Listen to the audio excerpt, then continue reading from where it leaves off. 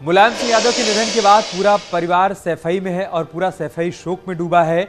लेकिन राजनीति में अब मैनपुरी में उपचुनाव की चर्चा शुरू हो गई है। सवाल ये कि मैनपुरी में नेताजी की विरासत कौन संभालेगा। हालांकि इसे लेकर शिवपाल सिंह यादव भतीजे अखिलेश को संदेश दे चुके हैं, क्योंकि शौर्य कर्म के तुरंत बाद ही शिवपाल यादव ने कहा था कि अभी शोक का समय है। जब समय आएगा तो इस पर बैठकर मंथन किया जाएगा। साथ ही साथ शिवपाल यादव ने हर जिम्मेदारी निभाने की बात भी कही थी और ये भी साफ किया था कि अगर जिम्मेदारी नहीं मिली तो पार्टी और उन लोगों के साथ बैठक कर राय लेंगे जिन्हें सम्मान नहीं मिल रहा है और उसके बाद इस पर कोई फैसला लिया जाएगा। यानी शिवपाल यादव का संदेश साफ है, लेकिन अखिलेश यादव का इस मामले पर अभी तक कोई जवाब नहीं आया है।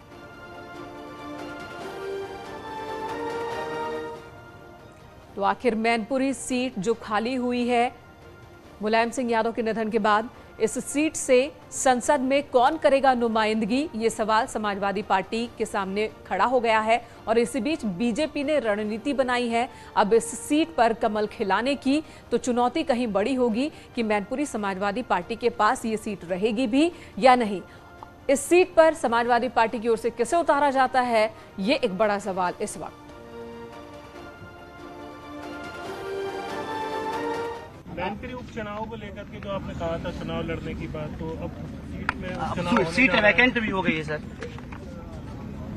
अभी देखिए हम उस स्थिति में नहीं हैं, इस बारे में हम उस स्थिति में समय नहीं है मुझे क्या करना है क्या नहीं करना है। ये तो सब बातें जब ऐसा मौका होगा जब होगा। अभी तो सब कार्यक्रम नेताजी के कार्यक्रम सब होनी है, तो इस समय तो कोई फैसले की बात है नहीं। लगता है कि एक आदमी दिल्ली और एक आदमी लखनऊ का काम और जिम्मेदारियां देख ले सर। आप देखिए क्या जिम्मेदारी मिलती है, क्या करना है। अभी कोई मौका नहीं है, इस समय कोई मौका नहीं है।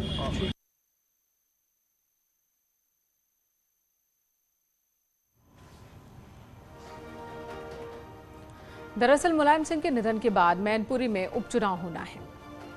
मुलायम सिंह के निधन से पहले भी 2024 में मैनपुरी से चुनाव लड़ने का शिवपाल यादव संकेत दे चुके थे। उन्होंने कहा था कि हम चाहते हैं कि नेताजी लड़ें। यानी अगर नेताजी नहीं लड़े तो वो मैदान में उतर सकते हैं। और उस समय भी शिवपाल का ये बयान काफी सुर्खियों में था। कारण ये था कि बीमारी के कारण मुलायम सिंह यादव राजनीति से दूर हो गए थे और 2024 में उनका चुनाव लड़ना संभव नहीं लग रहा था। वहीं दूसरी ओर अखिलेश यादव पहले ही विधायक का चुनाव लड़ चुके हैं और ऐसे में विकल्प के रूप में डिंपल यादव, धर्मेंद्र यादव और तेज प्रताप यादव ही बचते हैं। लेकिन अखिलेश गठबंधन से अलग हो चुके शिवपाल यादव पहले से ही मैनपुरी पर नजर गड़ाए हुए हैं। अब सवाल यह है कि क्या अखिलेश यादव खुद मैनपुरी से उतरेंगे या फिर अखिलेश चाचा शिवपाल को जिम्मेदारी सौंपेंगे। हालांकि ये बाद की बात है, लेकिन मैनपुरी की जनता क्या चाहती है ये देख लेते हैं इस रिपोर्ट में। अब इस बारे में ज़्यादा जानकारी नहीं, चुनाव तो भाई हो गई होगा।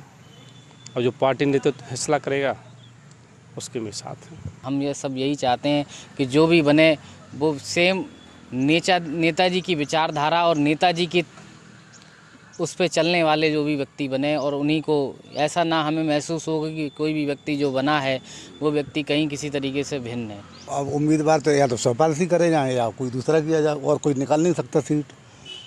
दूसरा आदमी सीट नहीं निकाल पाएगा। शिवपाल सिंह या उनका तेजू या इनके अलावा कोई सीट नहीं निकाल पाएगा। नजर में तो शिवपाल सिंह बेहतर है जो उन्हें यहाँ काम किए हैं। हमारे वरिष्ठ नेता जो लोग हैं वो अपना निर्णय अपने आप लेंगे, हमें उसमें पढ़ने की जरूरत नहीं है। 100 घड़ी में अध्यक्ष जी इस पे तो निर्णय लेंगे, वो अध्यक्ष जी जाने, अखिलेश यादव जी जाने, वही निर्णय लेंगे। उनके समर्थन में सब लोगों का समर्थन होगा। मेरा मानना है कि यहाँ की जनता, आम जनता की मांग तो या सोच आपके चैनल के माध्यम से मैं रखना चाहता हूँ कि पहले परिवार एकजुट हो और एकजुट होकर जिस सदस्य को चुनेंगे वही यहाँ का मेंबर होना चाहिए, चुनाव के लिए नामित होना चाहिए। कि सबसे पहले माननीय अखिलेश जी और माननीय शिवपाल सिंह जी एक हों। अगर ये एक नहीं हो रहे तो ये मैं नहीं समझ सकता हूँ। मैं यही कहूँगा कि पार्टी मजबूत नहीं हो सकती और माननीय नेताजी के जो उनका मिशन है वो कमज़ोर हो जाएगा। ये दोनों सबसे पहले दोनों नेतागण एक हों, तभी इस मिशन को आगे चलाया जा सकता। और अगर एक नहीं हो रहे तो उत्तर प्रदेश की राजनीति का जो भविष्य है समाजवादी पार्टी का, मेरा अपना निजी मानना है कि वो खतरे में है। इधर भारतीय जनता पार्टी लखनऊ में पसमानदा मुस्लिम बुद्धिजीवी सम्मेलन में नई रणनीति को धार देने में जुटी हुई है। पहले पसमानदा मुस्लिमों को लेकर बड़ी बात कह चुके हैं, बीजेपी की ओर से कही गई है। माना जा रहा है कि इस सम्मेलन के जरिए बीजेपी पिछड़े और शोषण के शिकार मुस्लिम समाज को अपनी ओर खींचने की कोशिश करे। पसमानदा मुसलमान में कौन कौन सी उपजातियां हैं वो भी समझा देते हैं आपको। खासतौर से गद्दी, कुरैशी, मलिक, अंसारी, तुर्क, ये वो जातियां हैं जो कि पसमानदा में शामिल हैं। अलवी, सैफी, ये वो उपजातियां हैं जिसे बीजेपी सरकार में योजनाओं का लाभ मिल रहा है और 2024 के रण में यही आबादी बीजेपी को बढ़त दिला सकती है।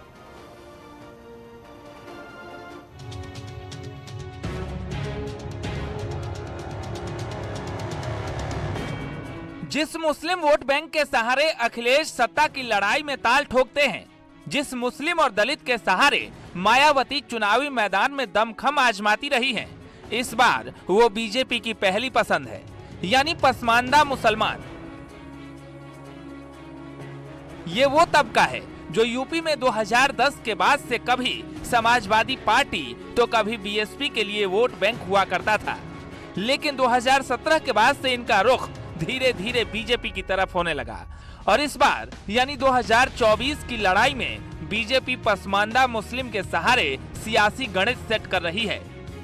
आज पसमानदा समाज मोदी जी और योगी जी की लीडरशिप के अंदर भारतीय जनता पार्टी की तरफ आ रहा है, तो इसीलिए लगातार मोदी जी पसमानदा पर बात कर रहे हैं, पसमानदा को आगे ला रहे हैं। अभी जम्मू कश्मीर से एक सांसद श्री गुलाम अली खटाना जी, उनको बना करके फिर से संदेश दिया है। इधर दानिश आजाद अंसारी जी को, और उत्तर प्रदेश के अंदर जितने निगम बोर्ड आयोग हैं सबके अध्यक्ष आज पसमानदा समाज से हैं। इसी के साथ अल्पसंख्यक मोर्चे के अंदर जो पदाधिकारी हैं वो लगभग 80% भी पसमानदा समाज से हैं। तो इसी को ध्यान में रखते हुए रायनी, सैफी, अंसारी, कुरैशी, कस्सार, तमाम बिरादरियों, मंसूरी, तमाम बिरादरियों के जो लोग हैं जो समाज को एक करने का और समाज को आगे बढ़ाने की लड़ाई लड़ रहे हैं, ऐसे लोगों को सम्मानित करने का, ऐसे लोगों को आगे लाने का और मोदी जी और योगी जी की नीतियों को उन तक पहुंचाने का, इनके माध्यम से उनको पार्टी के साथ जोड़ने का ये अल्पसंख्यक मोर्चा का प्रयास है। 2024 की तैयारी में जुटी बीजेपी ने अपनी रणनीतियों पर काम करना शुरू कर दिया है। इसको लेकर बीजेपी अब पहली बार मुस्लिम पसमानदा समाज का सम्मेलन करने जा रही है। बीजेपी का ये सम्मेलन लखनऊ में 16 अक्टूबर को होने वाला है। सम्मेलन की रणनीति बीजेपी अल्पसंख्यक मोर्चा ने तैयार की है, जिसमें अल्पसंख्यक समाज में सबसे ज्यादा पसमानदा समाज की भागीदारी को बढ़ाने का लक्ष्य रखा गया है। बीजेपी नेतृत्व पसमानदा यानी पिछड़े मुसलमानों के साथ साथ मुस्लिम महिलाओं से भी जोड़ने की रणनीति तैयार कर रहा है। पार्टी नेताओं को लगता है कि अब 3 तलाक प्रथा पर प्रतिबंध जैसी पहल की वजह से एक बड़ा हिस्सा उनके साथ जोड़ सकता है। इसके अलावा केंद्र की मोदी और राज्य की योगी सरकार की विभिन्न योजनाओं को गरीबों के बीच प्रचार करने की रणनीति पर भी काम किया जा रहा है। प्रधानमंत्री नरेंद्र मोदी ने पार्टी के कार्यक्रम में साफ तौर पर कहा था कि पसमानदा समाज को भी साथ लेकर चलना है, तो दूसरी तरफ कुछ दिन पहले संघ प्रमुख से मुस्लिम बुद्धिजीवियों ने मुलाकात की थी। चाहे दिल्ली हो या हैदराबाद या फिर यूपी, इस बार प्रधानमंत्री मोदी की रणनीति लॉक हो चुकी है। मोदी 2024 में वो रिकॉर्ड तोड़ने की तैयारी में हैं और 37% वोट बैंक को 50% में बदलने की तैयारी कर रहे हैं, जिसकी शुरुआत यूपी से हो रही है। आगामी लोकसभा और निकाय चुनाव की तैयारियों में जुटी भारतीय जनता पार्टी ने अब पसमानदा समाज के जरिए उत्तर प्रदेश ही नहीं देश के मुस्लिमों में पैठ बनानी तेज कर दी है। इसके लिए भारतीय जनता पार्टी ने खास रणनीति बनाई है और इस रणनीति के तहत पूरे उत्तर प्रदेश ही नहीं देश में पसमानदा मुस्लिम सम्मेलन आयोजित किए जाएंगे और उसमें पसमानदा समाज से जुड़े हुए तमाम बुद्धिजीवी वर्ग और जो समाज के अलग अलग क्षेत्रों से वरिष्ठ लोग हैं उनको शामिल किया जाएगा, उनको बुलाया जाएगा और इसमें जम्मू से लगा के गुजरात, बिहार, पंजाब, पश्चिम बंगाल समेत तमाम जगहों के पसमानदा मुस्लिम समाज से जुड़े हुए लोगों को इन सम्मेलनों में शामिल किया जाएगा। उत्तर प्रदेश में 16 अक्टूबर को इन सम्मेलनों की शुरुआत हो रही है और इसमें उत्तर प्रदेश सरकार के मंत्री, विधायक समेत तमाम बड़े पदाधिकारी पार्टी के मौजूद रहेंगे। कैमरामैन मनोज शाही के साथ संकेत मिश्रा, न्यूज़ 18 लखनऊ। चाहे केंद्र की मोदी सरकार हो या फिर यूपी की योगी सरकार, पसमानदा मुस्लिम यानी जो पिछड़े हैं उन्हें योजनाओं का लाभ मिल रहा है और इसी वजह से मुसलमान बीजेपी को वोट देने की बात भी कर रहे हैं। 2014 के बाद से जब से सरकार आई मोदी जी की, और उससे पहले अगर हम उस आंकड़े को उठाते हैं और अब तक के, तो ख़ास करके चाहे वो स्कॉलरशिप की बात हो या गुर्बत की या रोज़गार की या स्वास्थ्य की अगर हम बात करते हैं, तो मुसलमानों को लाभ मिला। केंद्र की सरकार और यूपी की सरकार माशाल्लाह बहुत बढ़िया चल रही है और मुसलमानों को काफ़ी लाभ मिल रहा। मुसलमान खुश हैं। अच्छा, हाँ। क्या योजनाएं मिल रही? राशन, आवास? राशन भी मिल रहा है, आवास भी मिल रहा है, सब चीज़ मिल रही है, कोई परेशानी नहीं है। मुसलमान सुकून से हैं अब, और मुसलमानों के अंदर जोश पैदा हो गया कि अब मुसलमान जो है भाजपा को वोट नहीं देता था, अब बहुत ज़्यादा देगा और ज़्यादा से ज़्यादा। आप 24 में देखना, आप इंशाल्लाह 24 में बहुत अच्छी माशाल्लाह जीत होगी। और अब ये भी जान लीजिए कि पसमानदा मुसलमान कौन होते हैं। पसमानदा का मतलब वंचित और शोषित। वंचित और शोषित भारतीय मुसलमानों में 85% है आबादी इनकी। दलित और पिछड़े मुस्लिम वर्ग इनमें शामिल है। आरक्षण और योजनाओं का लाभ इनको मिलता है। मुख्य धारा में लाने की कई बार पहल की गई है, कई बार कोशिश की गई है और उसका कुछ हद तक परिणाम भी सामने आया है।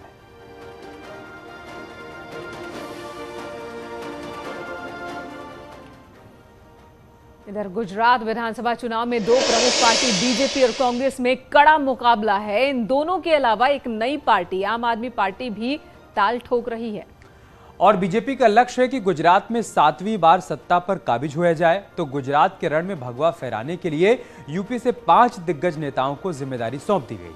पहले नंबर पर स्वतंत्र देव सिंह का नाम आता है, जिन्हें कच्छ जिले का प्रभारी बनाया गया। तो दूसरे नंबर पर राज्य मंत्री जेपीएस राठौर हैं, जिन्हें महिसागर जिले की कमान सौंपी गई है। यूपी के राज्य मंत्री दयाशंकर सिंह को भी आप इन तस्वीरों में देख सकते हैं, उनको राजकोट जिले का प्रभारी बनाया गया है। राज्यसभा के सदस्य लक्ष्मीकांत वाजपेयी, उनको जूनागढ़ जिले की जिम्मेदारी सौंपी गई है, उनको यहां का प्रभारी बनाया गया। और राज्यसभा सदस्य विजयपाल सिंह तोमर को सोमनाथ जिले की जिम्मेदारी सौंपी गई है। ऐसा नहीं है कि सिर्फ बड़े बड़े नेता ही गुजरात जा रहे हैं, करीब 200 से ज्यादा कार्यकर्ता भी गुजरात में काम करना शुरू कर चुके हैं।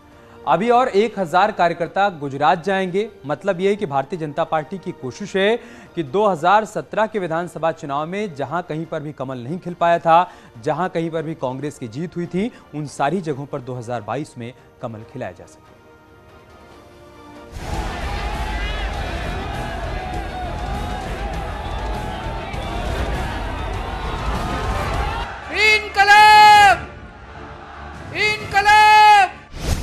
गुजरात के सियासी रण में यूपी के 5 योद्धाओं को जिम्मेदारी मिली है। कांग्रेस के गढ़ में कमल खिलाने की रणनीति बनी है और आम आदमी पार्टी को धूल चटाने का प्लान तैयार हुआ है। योगी सरकार के जल शक्ति मंत्री स्वतंत्र देव सिंह, राज्य मंत्री जेपीएस राठौर, परिवहन राज्य मंत्री दयाशंकर सिंह, लक्ष्मीकांत वाजपेयी और विजयपाल सिंह तोमर को गुजरात की जिन विधानसभा सीटों की कमान सौंपी गई है, उनमें से अधिकांश पर कांग्रेस काबिज है। ऐसे में यूपी के इन धुरंधर नेताओं को वहां अपने अनुभव और राजनीतिक कौशल से पार्टी को बढ़त दिलानी होगी।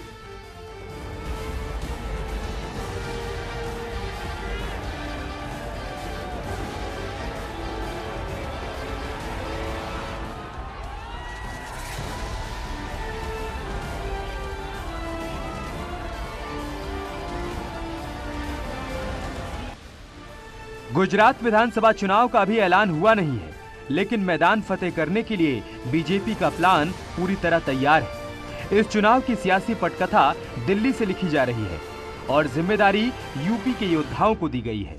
चाहे मंत्री हो या कार्यकर्ता, सभी को टास्क मिल गया है।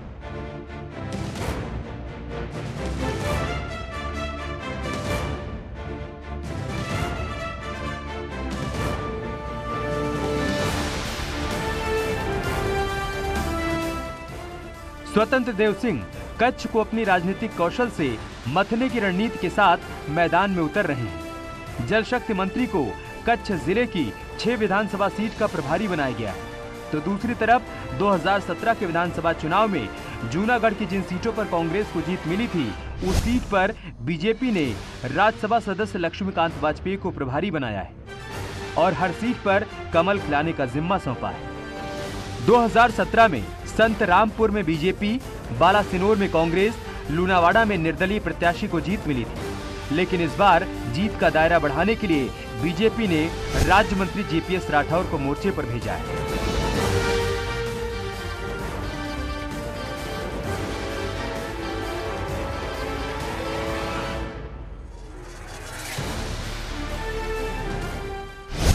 जातीय समीकरण साधने के लिए दयाशंकर सिंह, लक्ष्मीकांत वाजपेयी, विजयपाल सिंह तोमर को एक एक जिले की कमान सौंपी गई।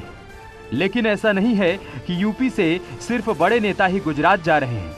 करीब 200 से अधिक कार्यकर्ता गुजरात में काम करना शुरू कर चुके हैं। अभी और 1000 कार्यकर्ता गुजरात जाएंगे और कमल खिलाने की रणनीति पर काम करेंगे। Bureau report, news 18।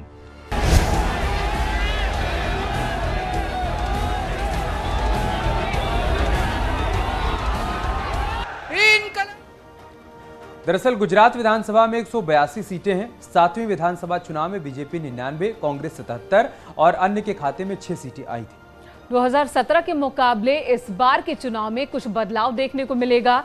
तब चुनाव में सीधी लड़ाई बीजेपी और कांग्रेस के बीच थी। इस बार आम आदमी पार्टी मुकाबले को त्रिकोणीय बना रही है। यूं तो पिछले 24 साल से गुजरात की सत्ता में भारतीय जनता पार्टी ही काबिज है, लेकिन इस बार समीकरण बदले बदले से नजर आ रहे हैं। और ऐसा इसलिए क्योंकि दिल्ली और पंजाब जीतने के बाद आम आदमी पार्टी ने गुजरात में भी पूरी ताकत लगा दी है। ऐसे में यहां पर मुकाबला इस बार त्रिकोणीय हो सकता है। और चलिए बात सीएम योगी आदित्यनाथ की कर लेते हैं, जो आज वाराणसी पहुंचे और यहां सीएम ने सबसे पहले काल भैरव के दर्शन किए। इसके बाद सीएम योगी काशी विश्वनाथ धाम पहुंचे, जहां पर सीएम योगी ने बाबा विश्वनाथ की पूजा अर्चना की और काशी विश्वनाथ कॉरिडोर का निरीक्षण भी किया। और इसके बाद सीएम योगी भगवान बुद्ध की प्रथम उपदेश स्थली सारनाथ भी गए। वहां बुद्धा थीम पार्क में आयोजित सद्भावना समारोह में शिरकत किया। कार्यक्रम में देश भर के विद्वानों ने हिस्सा लिया और इसी कार्यक्रम में सीएम योगी आदित्यनाथ ने यहां मौजूद लोगों को संबोधित भी किया। जटा गंग गल मुंड कपाल, जटा गंग गल मुंड कपाल, घोर घोरी महाकाल। प्रभु राम से प्रेरणा, शिव भक्ति से शक्ति,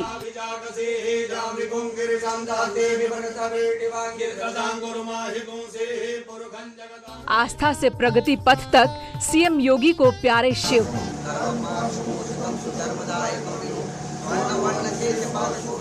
इसे महादेव की महिमा कहें या सीएम योगी का शिव प्रेम, उन्हें काशी यूं भाई कि महादेव की नगरी के दौरे का हर रिकॉर्ड तोड़ दिया।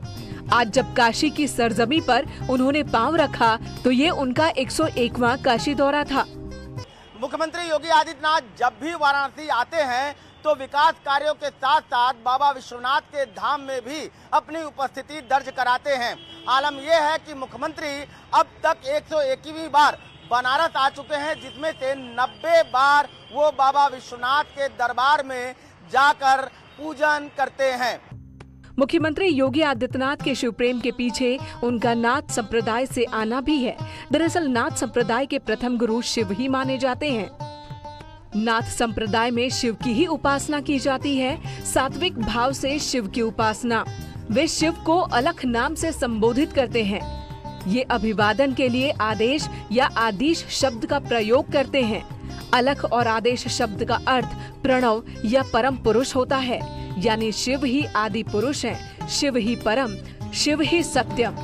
सीएम योगी की शिव साधना नाथ संप्रदाय की उसी परंपरा का हिस्सा है।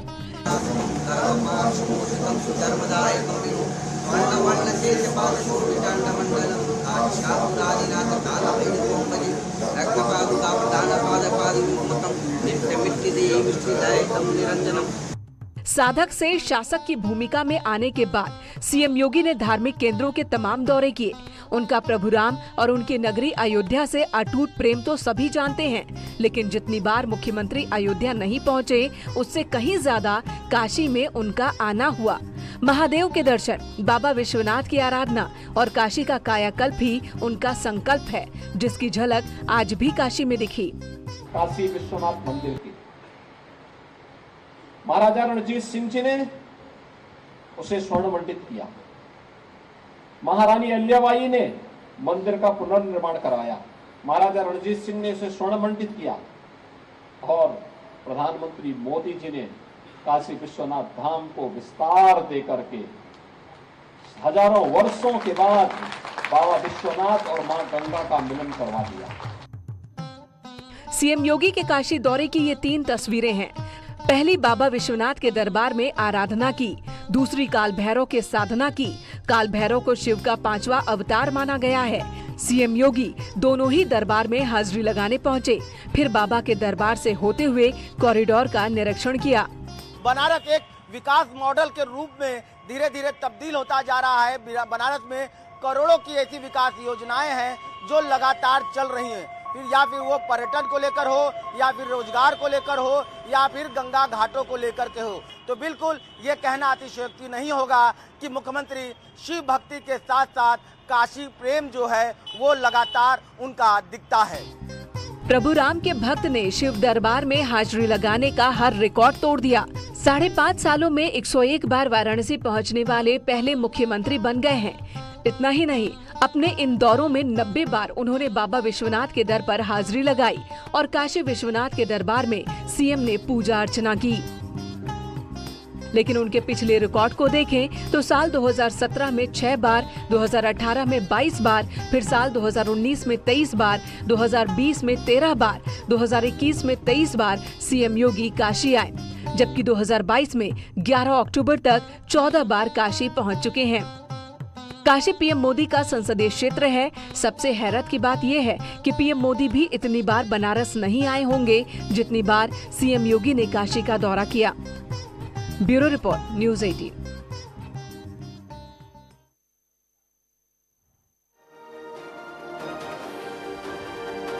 और एक बड़ी खबर वाराणसी से आ रही है। सीएम योगी ने मानवीयता दिखाई है, फ्लीट रोककर एम्बुलेंस को रास्ता दिया है। समय से अस्पताल पहुंची महिला मरीज, परिजनों ने सीएम का आभार व्यक्त किया है। तो सीएम योगी आदित्यनाथ का कारवां जा रहा था और उसी वक्त एक बीमार शख्स को अस्पताल लेकर परिजन जा रहे थे एम्बुलेंस में, तब सीएम ने अपनी फ्लीट रुकवाकर रास्ता एम्बुलेंस को दिया। परिजनों ने इस बात के लिए सीएम का आभार जताया है। वो वक्त रहते अस्पताल अपने मरीज को ले जा सके। तो बहुत बहुत धन्यवाद जो आप लोग ले आए हॉस्पिटल में, दीर्घायु हॉस्पिटल में। मैं आईसीयू में लेकर के एडमिट हूँ। मरीज को इतनी ब्लीडिंग हो रही थी और प्रशासन इतनी अच्छी है कि हम लोगों को मुख्यमंत्री आ भी रहे थे, उसके बाद भी हम लोग को साइड करके निकाल के लेके आए, हॉस्पिटल में पहुँचाए। सर आप सबका इतना धन्यवाद है कि मेरी मरीज सुरक्षित है। आपका बहुत बहुत धन्यवाद मुख्यमंत्री जी। पुलिस महकमे ने हमारे साथ जो सलूक किया वो याद रखने लायक है सर। उन्होंने काफ़ी सहयोग किया बाबा के शासनकाल में। ऐसा किसी के शासनकाल में उम्मीद नहीं था कि ऐसा व्यवस्था हम लोग को मिलेगा। माननीय योगी जी की देखरेख में जो प्रशासन यहाँ का काम कर रहा है वैसा इससे पहले नहीं था, नहीं आगे होगा। यहाँ रुकेंगे एक छोटे से ब्रेक के लिए, जल्द लौटेंगे कुछ और खबरों के साथ।